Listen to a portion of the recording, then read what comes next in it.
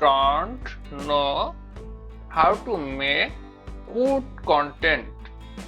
So you can use paraphrasing tool, or you can use another tool, AI tool. So it's best for you.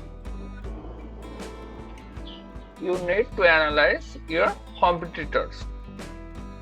How image they give, how banner image they gives, how product description they gives.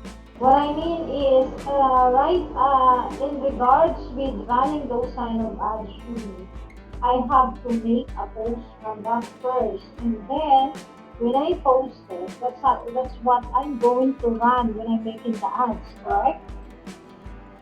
Yeah. Why? Because, yeah, Why because, this company find sale? Why we are not find any sale? We have been understand. So you have been fast analyze your competitors. yeah, Hope this strategy helps to you. yeah, I understand now.